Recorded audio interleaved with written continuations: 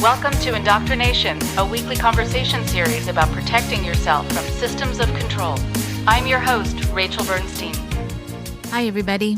As some of you may know, over the past couple of years, I've done several webinars and video lectures on a variety of topics that also come up on this podcast. There is unfortunately a lack of qualified therapists who specialize in working with cult survivors and their concerned family members. And since I can only see a finite number of clients myself, I wanted to share insights from my 30 plus years of doing this work with as many people as possible.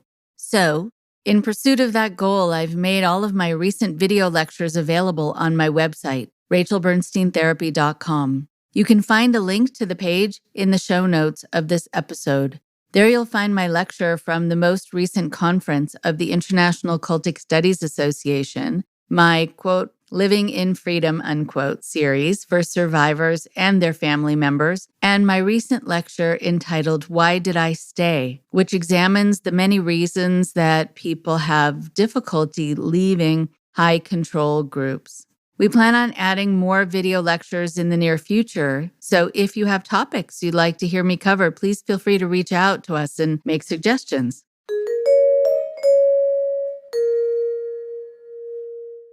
I wanted to thank our listeners all over the world, and especially over the last few weeks, our listeners in the United Kingdom, in the United States, in Canada, Australia, Germany, Norway, and Denmark. Some very interesting places. And as always, be in touch. Let us know what speaks to you about the show in your part of the world.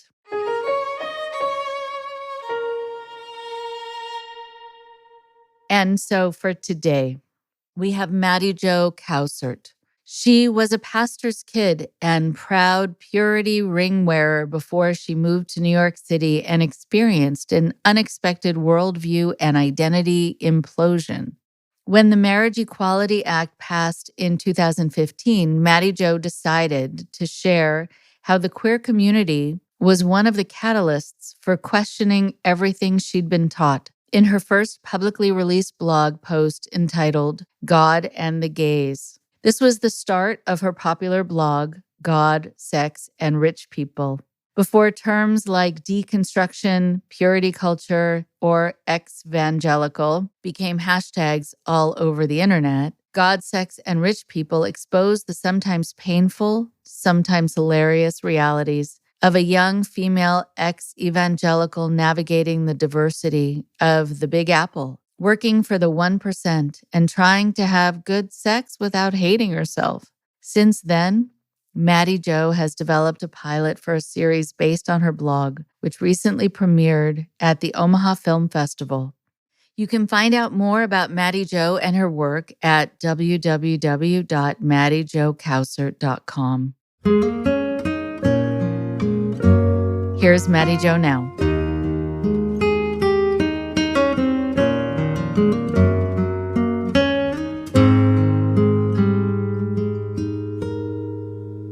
It is so nice to have Mattie Jo Cowsert on the show today. There's so much for us to talk about, so many things that you have going on and your book and the whole thing. So I'd love for you to take a moment to introduce yourself and then we will start talking.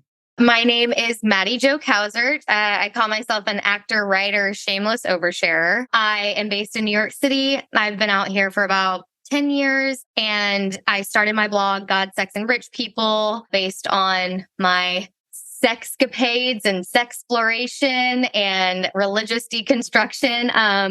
A recovering evangelical testimony is what I call it, in 2015. And then fast forward to now, I am releasing a book by the same title, God, Sex, and Rich People, A Recovering Evangelical Testimony. And I also developed, wrote, directed, starred in a proof of concept pilot for a TV show by the same title. So that's in the works too. I'm collaborating with a UK-based writer. Her name's Sadia Azmat, and she was actually raised Muslim. So there's like a ton of crossover there. She has a book called Sex Bomb. Anyway, collaborating on that. And I'm a babysitter for billionaires. So that's like my day job. I'm just like constantly in this world I will never be part of. But that's my spiel. All righty. It's a good one. It's interesting. I mean, I want to start somewhere that you're probably not used to starting, which is this idea of being a shameless oversharer. There is something really great about the fact that you are talking now, that you're sharing all that you need to share and that you feel is on your mind, in your heart. It's also true from all the thousands of former cult members I've worked with. They've had an interesting relationship with sharing, with talking, with having this sense that they've shared too much or too soon, that they overwhelm their audience. And in other times, they have felt that they couldn't share, that they wish they could say more, that they were sworn to secrecy, and they're still in that sense of feeling like everything has to remain secret. So finding the balance, knowing what to share and with whom is really quite an amazing thing. I talk to clients and I talk to people in my support group about how just because I ask or someone else asks them a question doesn't mean they have to answer it. And that it's important to also see if you have kind of tested your audience to see how they're going to respond to you. And at the same time, to finally have the doors swung open where you can say, this was my experience. I get to talk about it and no one can stop me. And so I'm just wondering how it's been for you just to figure out how to talk about all of this. So I do want to say, like, in the world of influencing and this like sort of trendy vulnerability Brene Brown did for us, which is great. We love Brene. I do think there's a difference between like transparency and invading privacy. And I think over the years, I've had to learn how to refine that, especially because there are other characters in my story and I need to consider them. Now, do I get to tell my story as I experienced it? Absolutely. But I think the key for me, at least, has been a shift in ownership and being like, let's focus on like how this affected me and how it played out in my life, not sort of slandering and placing blame, even though people did some shit wrong, right? Like, but let's keep the focus on like how I grew. So I think that's something I've had to work on because actually, like, not everyone, I don't want to say deserves your vulnerability, but like, I do think there's a line to toe because not everybody needs access to all the details, right? But at the same time, like when I'm writing, I do ask myself, what details do I feel are really important to get to an effective message and to heal? Like I look back at my early writing in my blog and I'm like, yeah, that was really just for shock factor. I'm not sure that was really necessary, Mattie Jo. But then also I will say, when I started sharing about this stuff, which was, I released my first blog post in 2014 or 2015 when marriage equality passed. It was entitled God and the Gays. I had already moved to New York City. So I do feel like I had this geographical privilege that a lot of people who are deconstructing don't have. Because they're still like in the throes of it. Like their community is truly like hinging on them aligning their beliefs with the greater community, the greater population. I didn't have that. I was in New York and doing something totally the opposite of what the rest of my community back home was doing. So there was a safety in sharing.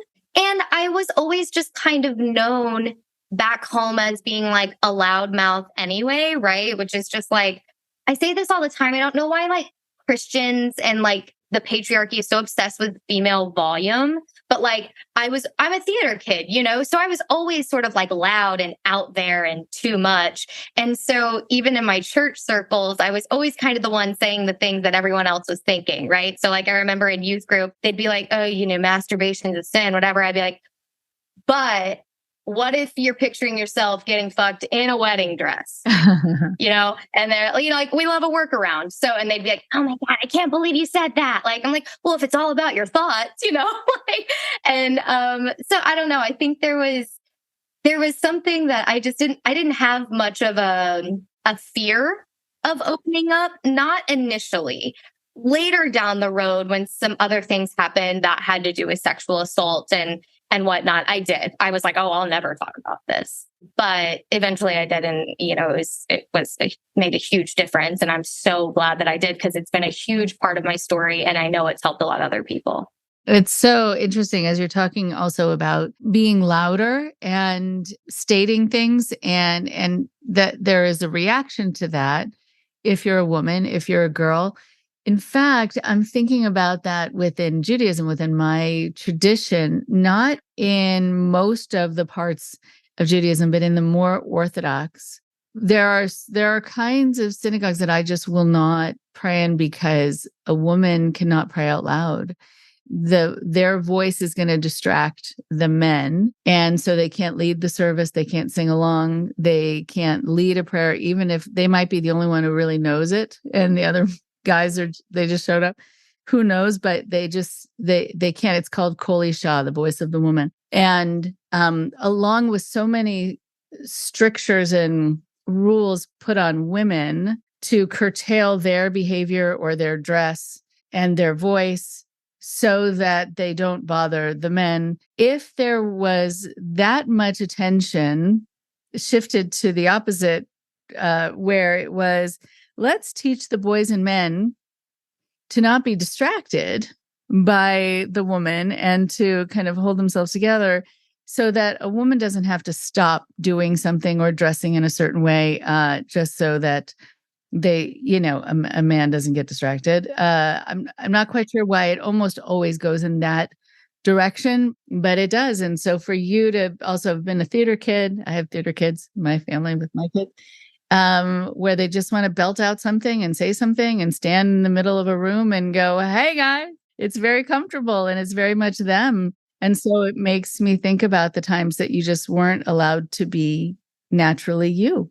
Yes. And, I was really fortunate because although my father was a pastor and he actually pastored at the church where like the infamous Stuart Allen Clark, do you remember when that thing came out? My So goodness.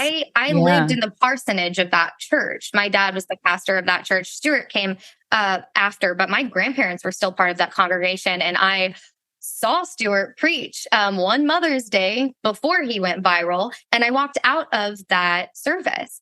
He literally said a woman's skirt should be as long as a sermon, short enough to keep my attention, but long enough to cover all the important parts.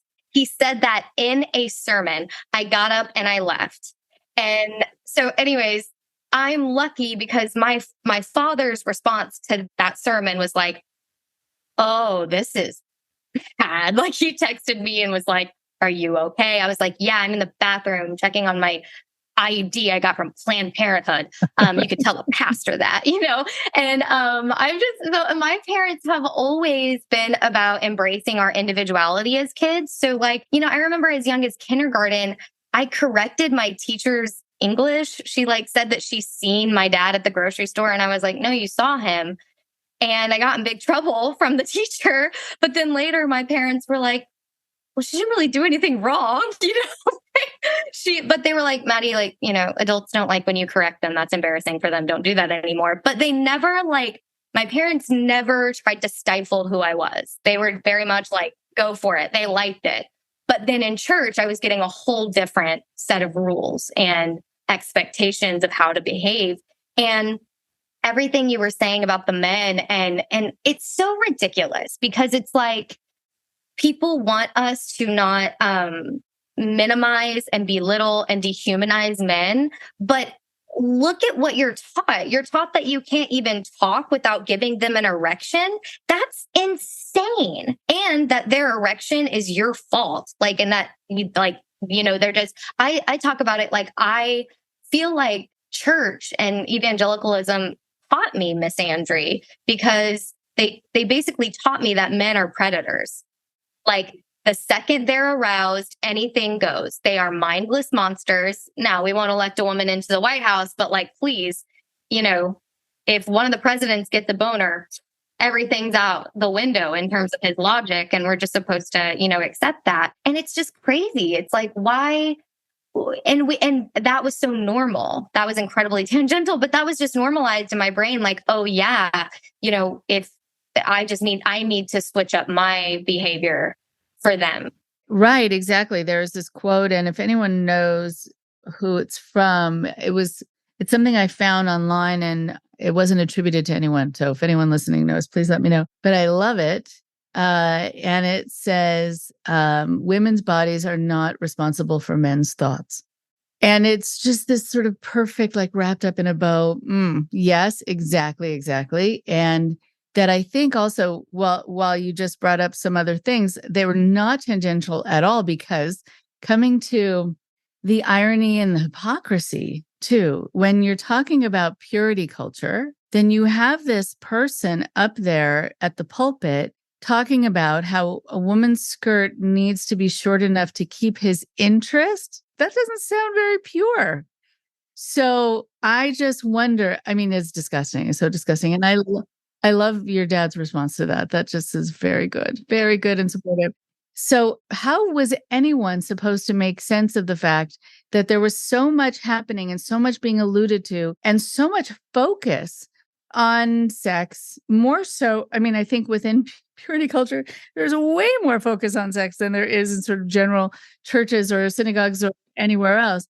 And so I wonder how you were able to make sense of that this is clearly on this man's mind, but the whole culture is supposed to be about purity.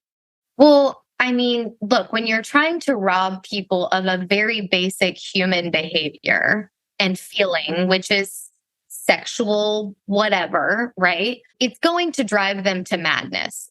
At some point, and I realized this in my own journey, at some point, if I didn't just have sex, it was going to become too much of a thing. I was like, I don't want this to be a thing still on my mind when I'm like in my 30s.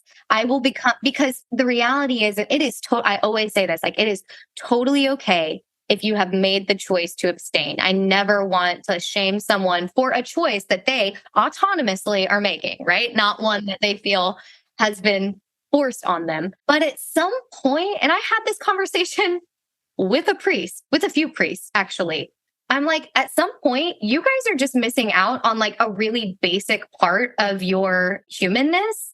And I think it's going to drive you to do weird shit. And that's why, so probably many of you like have gotten in trouble for predatory behavior, because it drives you to a really insane place because you're just trying so hard to suppress it. It's all you can think about. It's kind of like when you tell yourself you're not going to eat carbs or you're going to go on a specific diet, all you do is think about eating. All you do is think about eating bread. You know, it's like where your thoughts are, your actions follow. And absolutely, the obsession with sex, I mean, I definitely saw that. It was like all I ever heard in purity culture was, and just to say for the audience to kind of lay out my brand of Christianity, I was raised Baptist until my dad got on staff at a non-denominational, like cool Hillsong United vibes church when I was in 7th grade, and in the same town where Kanakuk Camps is. So I don't know if you guys had talked at all on this podcast with like the Pete Newman scandal and all of that. I grew up listening to Pete Newman. For listeners who don't know, he is a guy at Kanakuk Camps who was molesting boys for a really long time. And Kanakuk just kept covering up, and now he's in prison for life. But anyways, those were like my peers, those boys that he was molesting, and I grew up watching him. So it was everywhere where I grew up. And it was the cool thing to have a purity ring. Like everybody had a purity ring. And all we heard in youth group was how like our value as women shouldn't be based on our bodies. It shouldn't be based on what we can give sexually.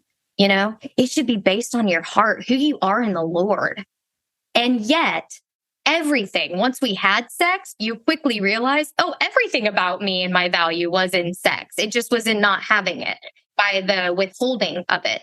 And I honestly did not know, like when I decided to have sex for the first time, I was like, I'm not just, you know, they say like, it's not losing your virginity, it's a sexual debut, which I love. But if I lost anything in that ceremony, if we can call it that, it was my identity, because my entire identity was being a virgin. I didn't know who I was outside of being a virgin and being a Christian, because you couldn't be a Christian and be an unmarried non-virgin.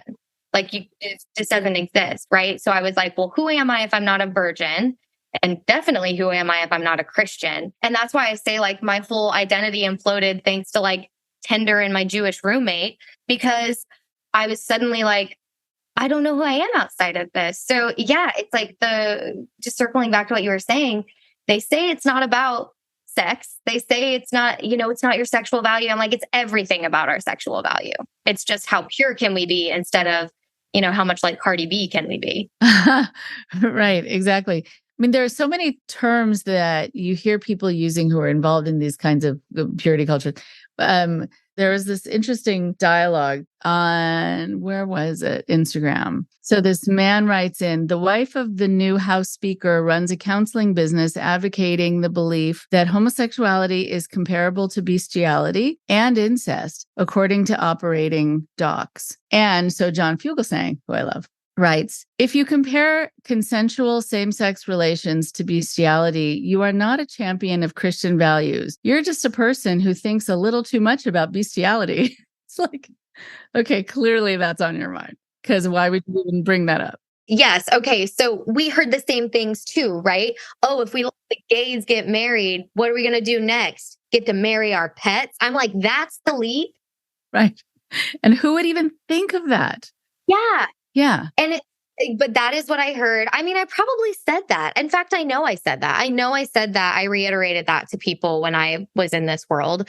And it wasn't until sort of like the impetus of my deconstructing was, well, it really started when I went to theater camp in upstate New York when I was 14. That's sort of like the God, sex, and rich people. I mean, read my book, you'll see what it all entails, the rich people aspect of it. But rich people have just been this like really funny part of my deconstruction, which is I ended up going to this really expensive theater camp where I like raised all the money to go. I like washed cars in the Walmart parking lot, to be able to go. But then everybody there that I realized they were like, rich kids from the city who went straight from boarding school to all summer camp. Right. And I was meeting gay kids and I was meeting Jewish kids for the first time. And I was like, the chapter in my book is all caps, everyone is going to hell. And like the anxiety I felt about like all my theater friends going to hell. And then I would revisit that in college when I decided to pursue theater professionally in college. And then even more, all my friends were gay. And I was just like, these are like my weirdo compadres and they're all going to go to hell. Like what? And so that was kind of the first sort of like, we're talking about it, getting pulled apart, the sweater unraveling. That was the first piece where I was like, I don't think the Christians are right about this. I don't think my pastors are right about this. And I have a part of my book where I ask my lead pastor about this. Like, do we really think they're going to hell? And he tells me this story about like one of his friends who was gay and then he started coming to church and then just one day he wasn't gay anymore. And I was like, if I was witty enough back then, I would have asked him if this like ungaying magic trick happened in reverse. Like does that explain the priests, But anyway, all that to be said, there was just this huge fixation on what people are doing in the bedroom. Like, why do you care? It's just so bizarre why they are so obsessed. And what they would tell us is like, because we would say, I would say, what harm are gay people doing? Like, a consenting couple, like, what does it matter? And they would basically say, well, being gay is a sin. So by condoning it with your beliefs and how you interact with them, i.e., being friends with them without trying to convert them or ungay them, you are basically saying with your actions that you're okay with sin keeping the kingdom of God from manifesting on earth. And that is harmful. It is harmful to allow sin to manifest on earth. I'm like, isn't sin already manifesting on earth? Isn't that how you explain Hurricane Katrina, Pastor Joey? So the hypocrisy all around. Yes. Oh, right. Hurricane Katrina too. And I've talked on the podcast in the past about how I remember my rabbi one time saying that nature does not have a conscience. It's not punishing one person, rewarding another person. It exists, it coexists with humans. And sometimes it doesn't coexist well. And it just happens, but it's not because you did something right or you did something wrong. Also, whatever you do in the bedroom, if it's consensual, if it's fine, it isn't then, or it shouldn't be a mark on your character, because there's so much about that. Suddenly it means something about you as a human being. I think the people who damn other people for being naturally them are the ones who have some explaining to do, right? But everything is sort of turned around. So I know, you also talked about having something happen to you that was not at all with your consent. And I don't know if you feel comfortable talking about that and how it was handled and the impact that that had on you. Because I know we're shifting gears to something heavy. Yeah. So basically, if I can give like bullet points of my time in New York, right? Like I moved in 2013. I moved in with a rich dude that grew up in New York City on the Upper West Side. And I am learning all kinds of things from him because he's actually very well read with the New Testament. So we would have like really interesting conversations. And he gave me a lot of books about scripture. And yeah, and I this one specific conversation I remember we had, it was after I went on a date with a Jewish guy. And I was having like all of this like equally yoked stress, like, oh, what do I do about the fact that he's Jewish? I can't date a Jewish guy. I'm a Christian, you know? And my roommate, he was like, I was like, oh, he was like, so you have a really big problem dating people outside of your faith. And I was like, well, yeah, because my faith is such a big part of me. And so I want someone who it's the same with them, you know, like I couldn't date someone so drastically different from me, like a Mormon. And he was like, yeah. Because Mormons, they believe some crazy shit. And I was like, well, they do. Do you know what they believe? And I start naming off stuff. And he was like, yeah, no, totally. I get it. Like, because Christians get miracles and everybody else gets stuff they made up. I was like, oh, damn.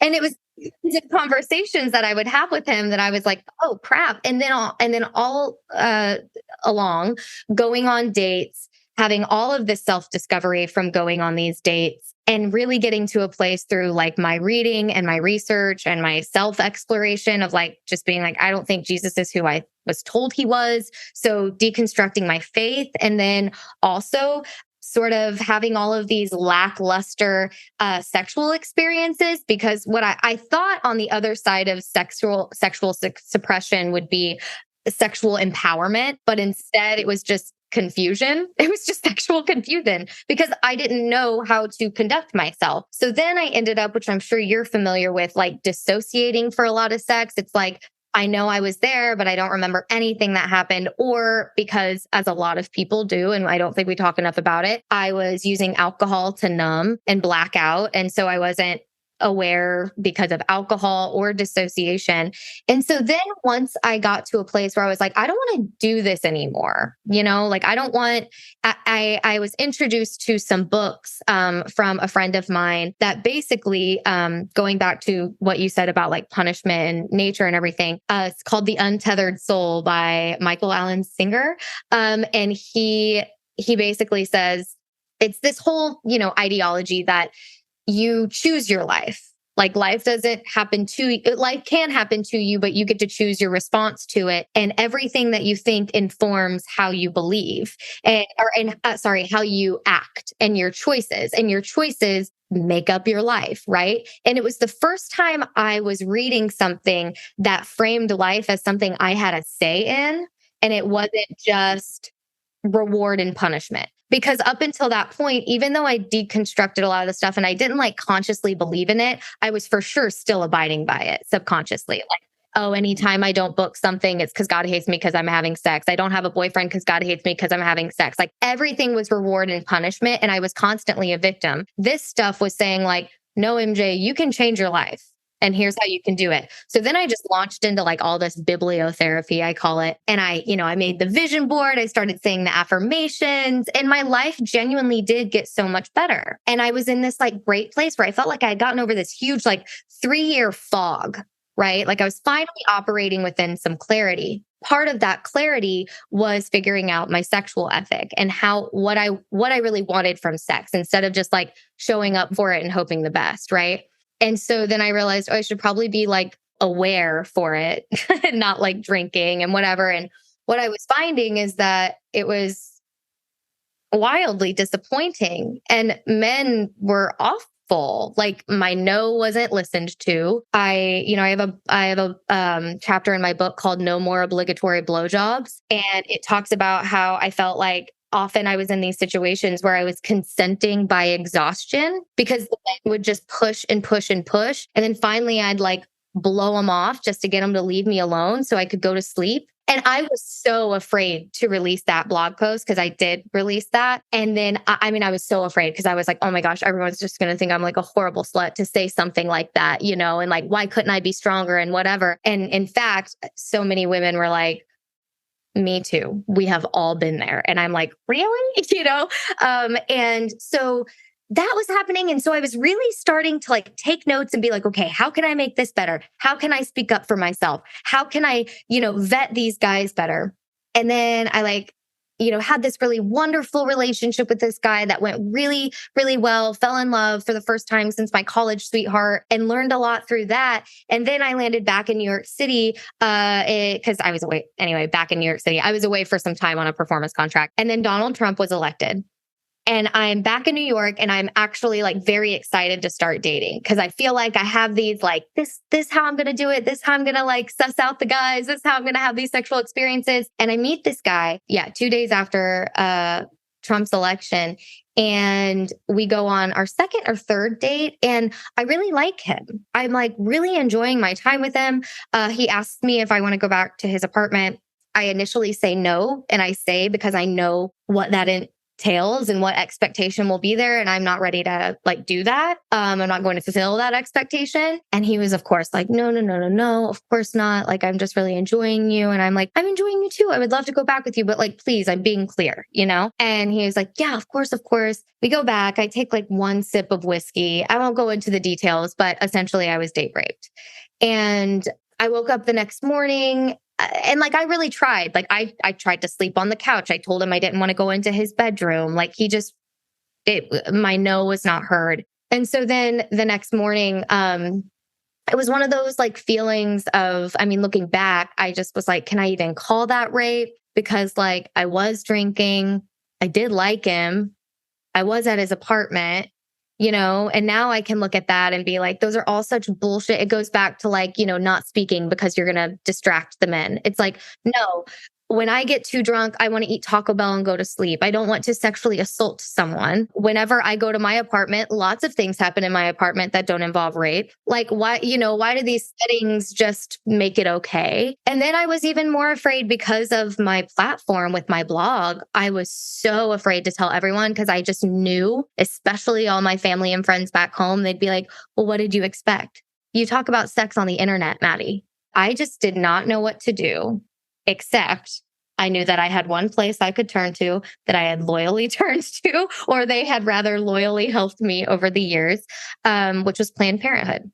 So I called Planned Parenthood and I said, like, I told them what happened and that I need to be tested. And they said, okay, we're going to put you in touch with a counselor.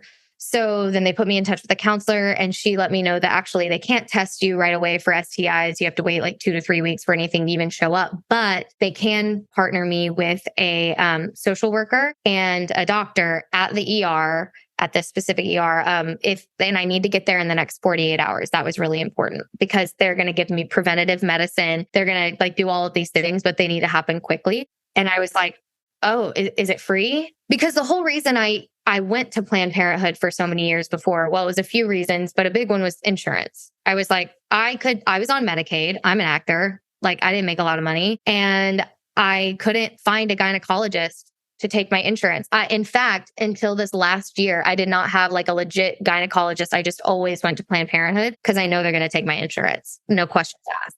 And I needed a lot of questions answered when I first moved to New York. And I was like, I know a place that will probably tell me because they've been vilified. So I'm sure that means they're great. So then, they set me up with this social worker. I went to the ER. They walked me through what my options. They wrote down copious notes of the event in case I ever wanted to press charges. I told them I was not going to press charges. He was rich and political. And I was like, I don't want to relive. I don't want to go into a courtroom and get asked all the questions I'm already asking myself, like how I could have prevented this from happening. And they offered me a rape kit. I said no because I just felt so violated already. Like I just didn't want anything touching me down there for a long time. They gave me a lot of medication. I was super sick because it was like, it was heavy on my body. And then they set me up with like HIV testing, like up to 6 months after the incident. And they scheduled my appointments like right there. And then on top of that, they offered me a sexual trauma therapist free of charge. And I just kept saying to them, this is free. Because I was so afraid. Like, what am I going to get like a bill for all of this? And they were like, it's free. It's covered. You're good.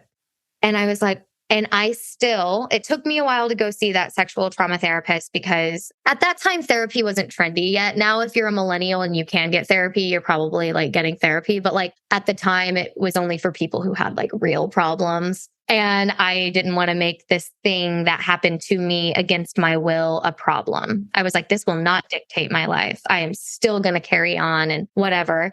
But then about 4 or 5 months later, I had a total breakdown and I couldn't get out of bed. And I called my brother and I was like, I don't know what to do. Like, I don't know what's wrong with me. And he knew about it because I told him about it right away, but I didn't tell anybody else in my family. And he encouraged me to contact the therapist. And then I ended up getting paired with a male therapist, which is a whole other story, but he is still my therapist to this day. And that man, I mean, truly, if it were not, I mean, he's like in the acknowledgments of my book. Like, he is the reason I got as far as I did with the purity culture stuff, because I thought that I had like worked through it. And then I started working with him and I was like, oh, wow, we got a long way to go. All from Planned Parenthood. And people want to yell because they give abortions. It truly is one of the things I'm the most passionate about. And I have literally talked to nuns about this because I still have friends who are really religious, and like I'll go to convents and stuff with them. I'm like, let me tell you my story, ladies. Right. It's interesting. I know a man who is a doctor affiliated with Planned Parenthood, and he went to get a vasectomy. And he wrote about it after, saying, here, I was able to walk into the office. No one had picket signs. No one was screaming at me saying I'm a murderer. I didn't need an escort. I didn't have a doctor who said, are you sure you want to do this? And was trying to talk me out of it and telling me that it wasn't in line with what God wanted. None of that happened to me, but it happens all the time to women. And it's the same thing, just saying, I don't want to have children, or I don't want to have this child. And it is a very interesting thing. I'm really glad that he noticed the difference, just how easy it was for him to make a decision for his own body and his own future. Yeah. I mean, I called my dad. I left Planned Parenthood a few times. I had to get like annual colposcopies for a while because I tested positive for HPV, which is something I think I was so ashamed of when I tested positive for HPV. But it happened after my incident. So pretty sure I got it from him. And so that sucked, because then I was like, ugh, now I have to deal with this thing that could develop into cervical cancer from someone I didn't even want to have sex with.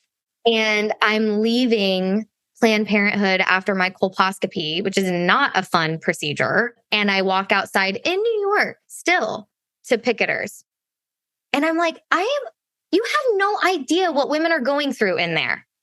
And I called my dad because I thought it was important that my dad knows this stuff happens, and I told him, this was after I'd already come out to my family about my assault and everything. And I said, I got this thing from that situation, and HPV is very normal. I want to normalize it. Anybody, like, whatever, you can breathe.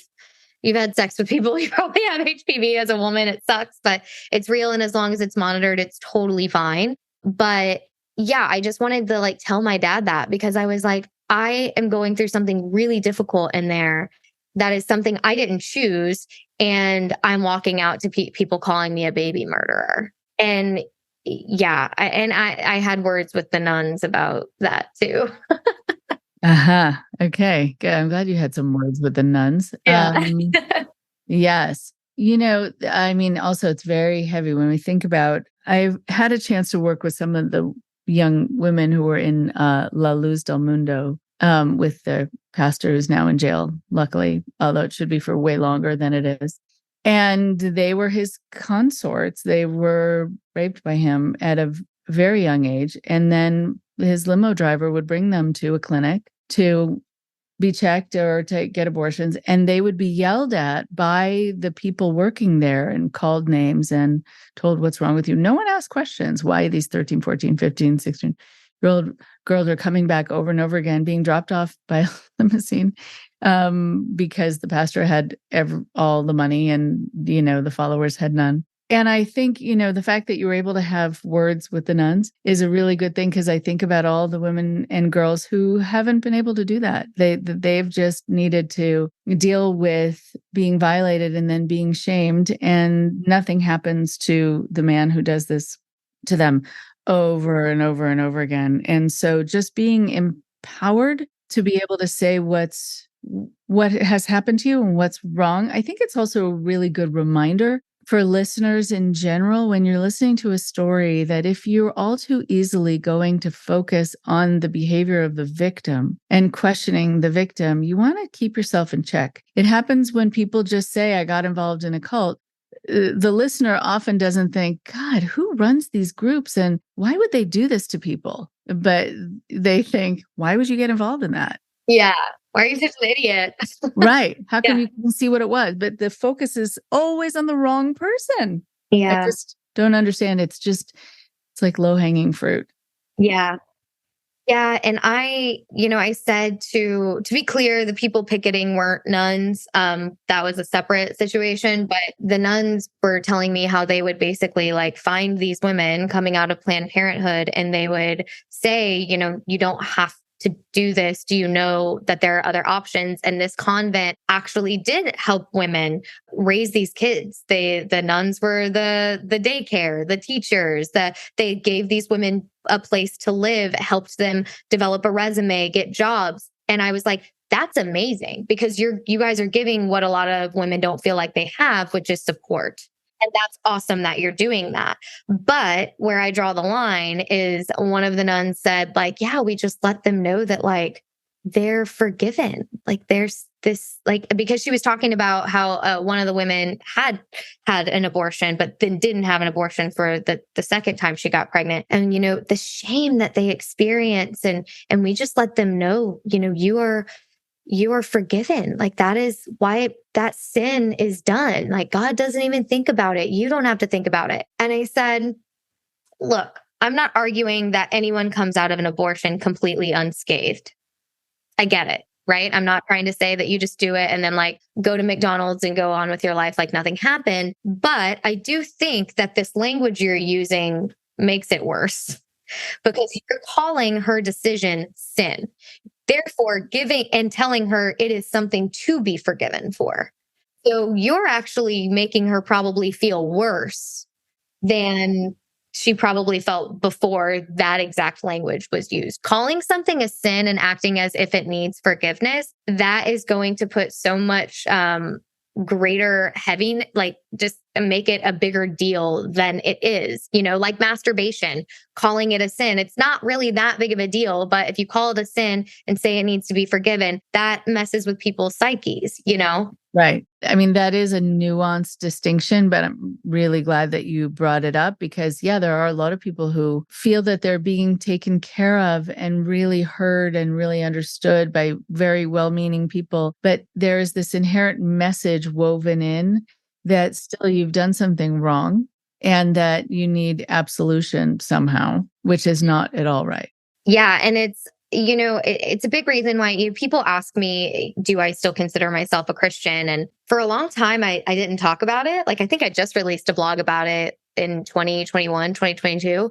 It's called Hell Yes, Oh Fuck. And then the follow-up is Hell No, Part 1 and 2. And it's about when I decided I was no longer a Christian. And I get that there are a lot of people that come out of purity culture who are like, you know what, we just want to make the church better. We want to see improvements. We need to get rid of this and this and this and this. And I think that's great. But for me, I can't consider myself a Christian because baseline, I just don't buy into the theology. I don't buy into the theology of original sin. I don't think that my baby nieces and nephews were born bad and that they need God to save them. I don't believe that. I believe in a message of grace and service and sacrifice, but not to the extent of a boundaryless life, which is what ends up happening to a lot of Christian women, right?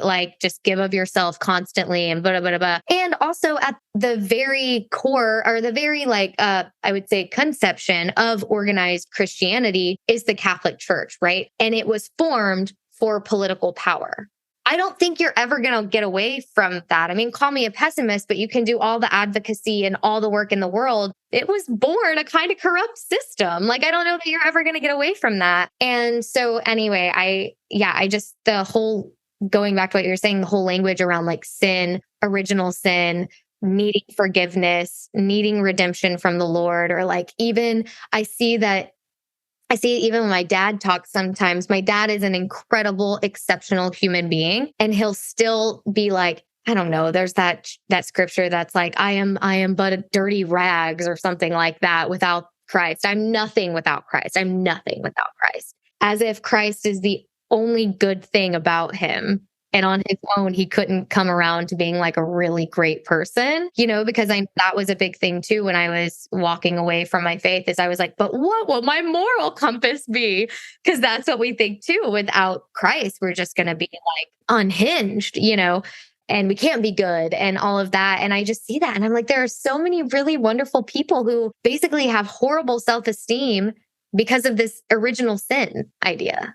So interesting. So there's someone I know who was a pastor for a very long time, just couldn't reconcile the beliefs, and also how much there was a shift in belief just based on the denomination. So either it is or it isn't, right? Either God said it or God didn't, or Jesus said it or Jesus didn't. And I remember he started some talk he did a PowerPoint during the age of PowerPoint, and it had a picture of Jesus, and then it just had this, like, in quotation marks underneath, yeah, I never said that.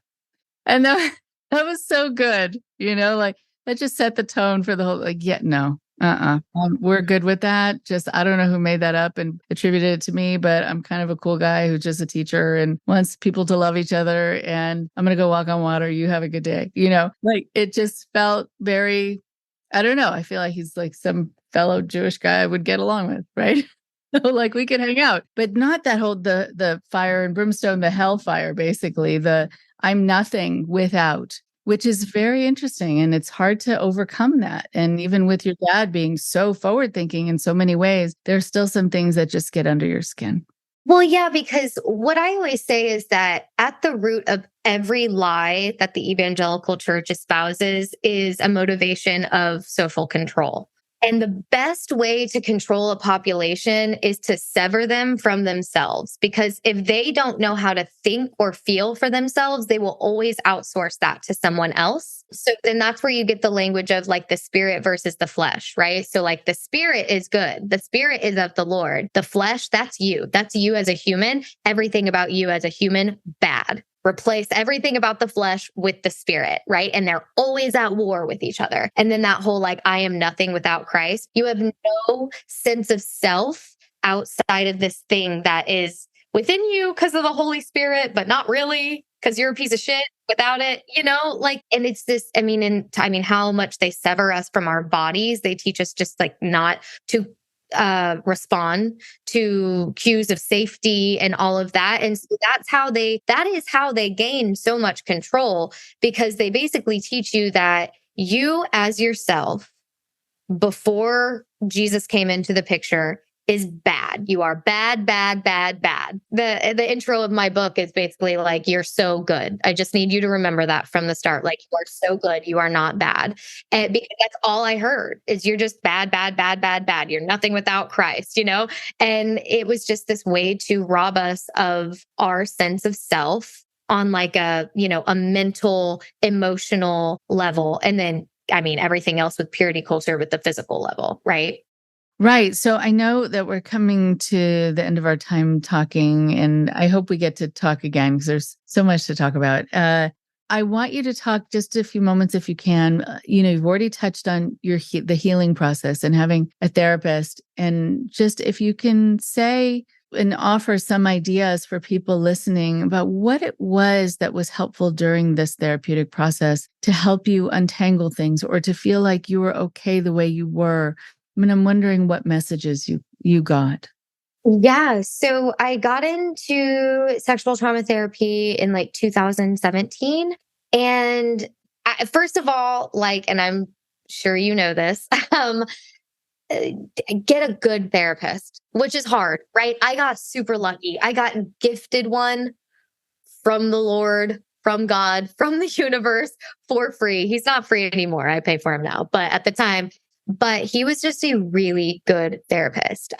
He knew how to read my physical cues. He could really just for example, one day I came in and I went on this whole tangent about how one of my auditions went wrong and I explained the anatomy of my vocal cords and like my soft palate and I didn't hit the note because of all of this anatomical stuff. And then the conversation led to, I have a hard time asking for what I want in bed. And it's a kind of a two-part realization. But one of the things he pointed out is like, I'm very comfortable talking about like my vocal cords, my throat, my soft palate. How is my vagina any different? I was like, good point. We put so much, because I would say that telling a guy what I want is embarrassing. And he's like, oh, interesting. Like, so talking about that part of your body is embarrassing, but like talking about your elbow isn't. And, he didn't say it in that tone, but I was like, oh, good point, And then another thing that he brought up is that I would sort of hesitate to say certain things. And he was like, you're hesitating. Why are you hesitating? And I'd be like, because it was something like mean about men. And I'd be like, I just don't want to hurt your feelings. And he'd be like, oh, you're afraid you're going to hurt my feelings?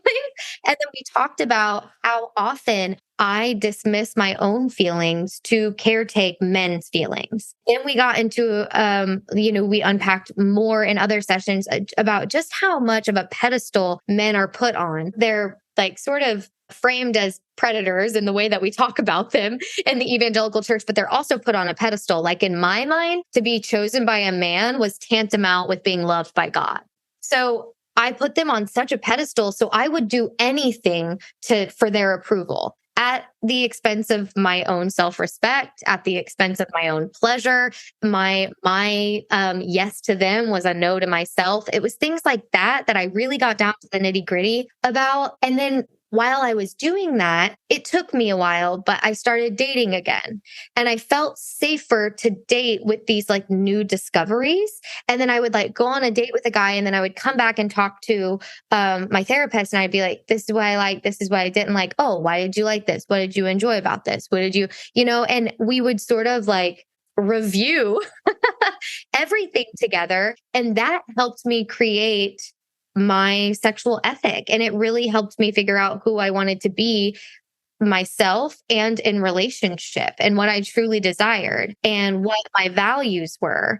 And so that was just super helpful because I felt like before I was just sort of spaghetti slinging, hoping something would stick, doing the typical thing that I think a lot of women do, which is like easy to do, which is just to be like, men suck, and it's like, well, yes, some of them do. There is a culture at play that really allows for them to get away with anything and it all be dismissed. But there are lots of really wonderful men.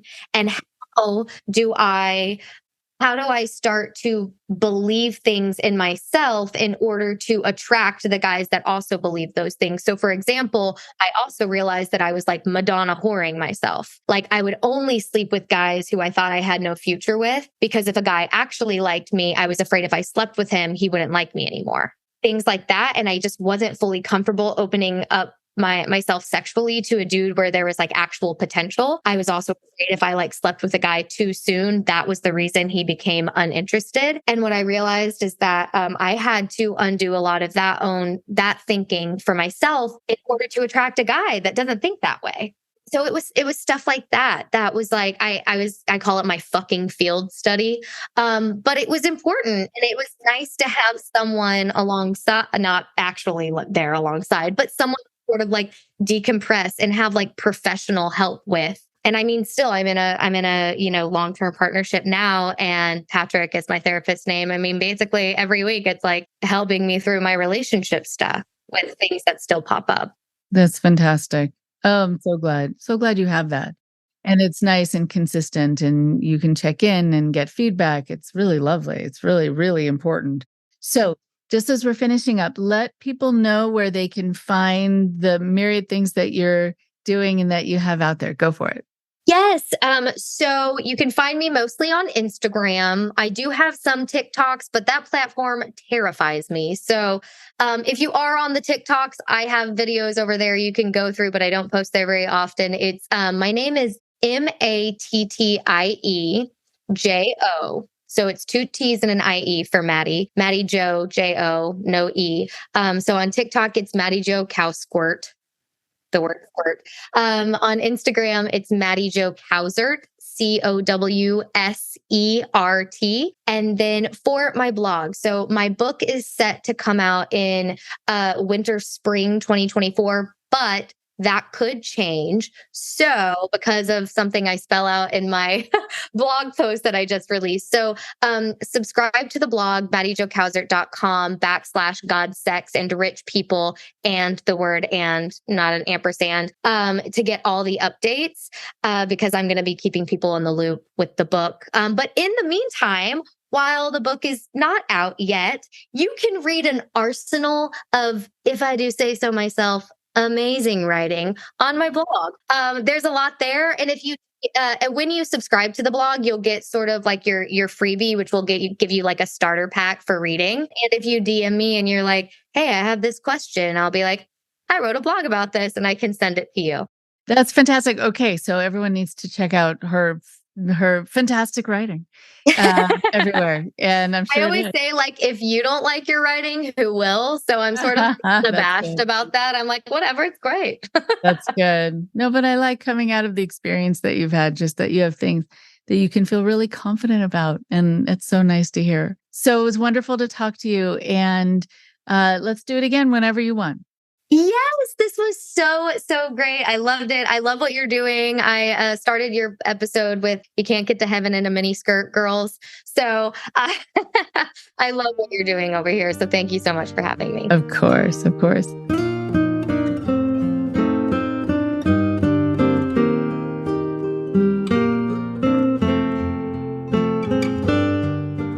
One more thing before you go.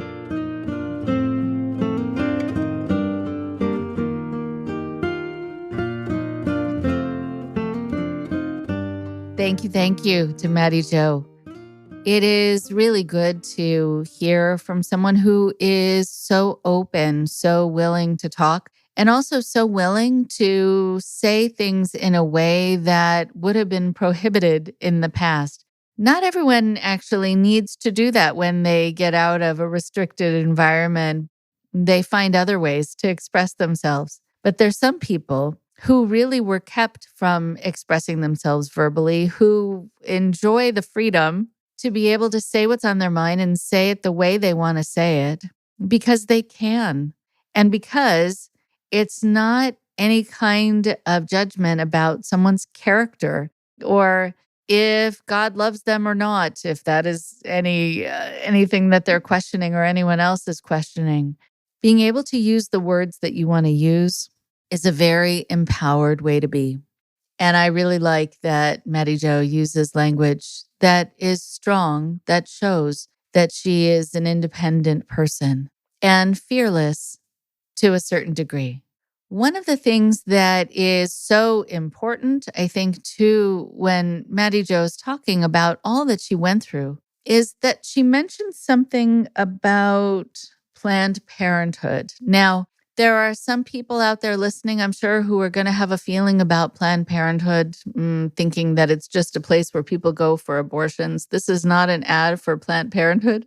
I just know a lot of people who have benefited worldwide from being able to go to a place that actually offers education and medicine and support and some work if you've been raped, traumatized.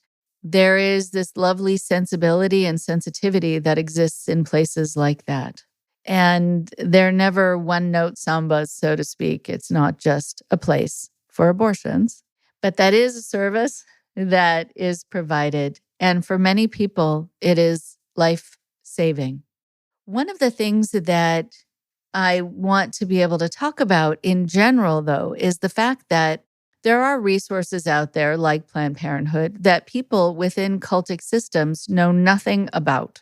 They know nothing about these resources. They sometimes know nothing about the fact that there are these people who work for a place called Child Protective Services. Sometimes it's called something slightly different in your area, but basically some funded organization that is a place where people can call if they feel that there is child abuse or child neglect, if a child is being hurt, if a child is being molested, if a child is being starved, if a child is being put in harm's way. There are people you can call. And there are people also who I worked with who are from compounds who didn't really even know that you could call the police if something happened to you that was dangerous, or if someone hurt you, or if someone was barring you from being able to get medical care that you needed, or in some cases, barring you from being able to have access to food as a punishment. These are things that police will often address, that Child Protective Services will often address. Sometimes they handle these moments well, sometimes not as well, but still, it is important for people to know that there are resources and that they don't just do something that the group would not approve of, like Planned Parenthood being termed a place that is, again, just for abortions. When people leave environments, it could even be a very restrictive family system, they're often very surprised to know there are people out there who care about what happened to them and who they could have called had they known about them. When people reach out for help, they're often petrified to do so because they feel that they are betraying the group. They're betraying their family. They're betraying their loved ones, their partner. And so there is an emotional and spiritual prohibition put on reaching out and taking advantage of your resources. But if you feel that you have been made to feel afraid of contacting a particular resource once you've been in an organization, please do your own research to find out if the bias through which you have been taught about a particular resource makes the information you have really inaccurate. Find out who your resources are. Find out who you can refer people to who you're concerned about, or you can refer yourself to. Now, being able to have access to the internet, also something that people coming out of cults have been made to feel fearful about accessing, in part because then they might find out that there are people out there to help them and protect them from the situations they are in and have been in, but that people really will feel so empowered and protected knowing that there are people out there whose job it is, whose training it is to help, to intervene, to protect. And so if you find that you're feeling very much alone after leaving a situation like this, and you think there's nobody to talk to, there is. There are organizations, people who really do care. There are counseling centers. There is an organization that I helped found, which is called Stronger After, where people can get 5 free meetings once coming out of a system of control. It's not counseling per se, but it's a place to start to find out if the symptoms that you're having are quote unquote normal and expected, and to be able to start talking about what you've been through. If you need resources too that are cult related, please get in touch with the International Cultic Studies Association and check out their website and find out about their resources and referrals. People also have been sometimes given this impression that they have to go it alone. They have to take care of themselves. Sometimes they're worried that people won't help. Sometimes they're worried people won't believe the stories they tell about what they've just been in. But sometimes that will happen, that a therapist might not believe you if they don't know about cults or about systems of control. But eventually, if you look up online something like cult recovery, you will find people who will understand. Please do not contact the Cult Awareness Network, though. That was a wonderful organization years ago when it started, that I had been involved in also, that was taken over by Scientology. It's a long, drawn out, and kind of ugly story of something that they did, but they purchased the name. So if you call the Cult Awareness Network, you will be talking to a Scientologist, which they won't tell you. So that's why I'm telling you. So you still need to be a wise consumer of your resources. But again, don't ever feel like you're alone and you have to go it alone. One of the definitions of wisdom is knowing who is part of your team, knowing who your resources are and what your resources are, and leaning on them when needed. We are pack animals. We rely on community. We rely on each other. So lean on people who are out there to help. It's not a sign of weakness.